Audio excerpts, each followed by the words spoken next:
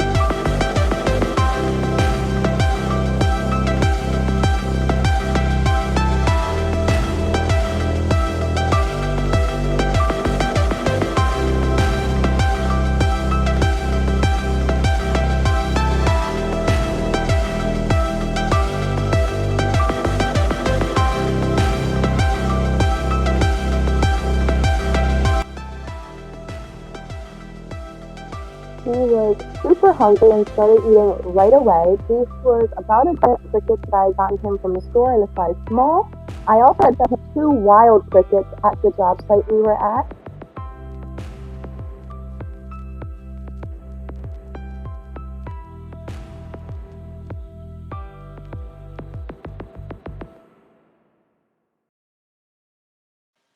The next day when we went back to the site, we found 2 more. The little one was being eaten by the snake, but he was too big for the snake, and the snake gave up eating it. And so I took it home to see if maybe it would survive the night. The giant one was buried in the ground where we were digging, and we weren't sure if it got hit by the digging bar or not. My partner was very upset and thought he had killed him because the toad was playing dead. Here I am making dividers out of a binder with some scissors, just cutting the long pieces off to wedge in the tank to keep them separate so that they don't eat each other. Especially since the bigger one that we're keeping to make sure it didn't get hit with the digging bar doesn't eat the smaller ones. This is a closer look at the snakebite toad, and it was the back end of the toad that was being attacked by the snake, and you can see it's darker in coloration. I don't know if that's his normal coloration or if he's darker on his lower half because of the snake bite. I'm not entirely sure.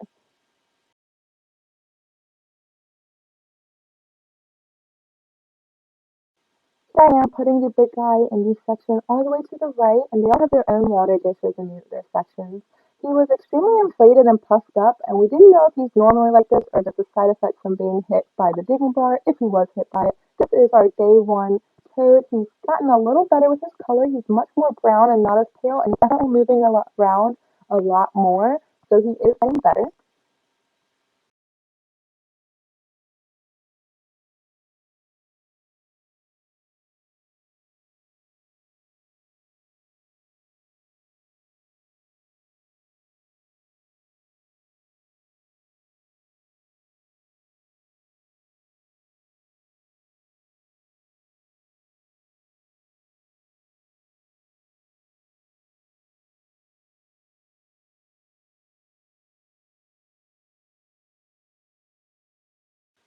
And here you can see Mr. Snakebite in the middle burying himself with his lower half, so that's got mobility still. I'm just so amazed by how angry the big dude looks. I just love angry looking animals. He's still very puppy looking. I believe it was a false alarm and he's just normally that way because he's acting totally fine otherwise, but he's doing great and I just love how angry he looks all the time. And here's Jasper. He looks very model-esque. He came to see us, mostly to see the toads because he loves watching them. But look at him posing. So handsome.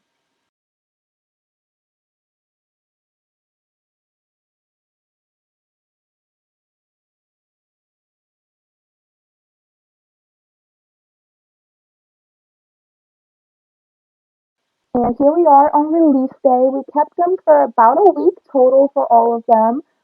Justin has Snakebite, I have our Starvation Dude, and Jaden has our big guy. And first, I'm going to put our little Starvation Dude down. He's got his full color back.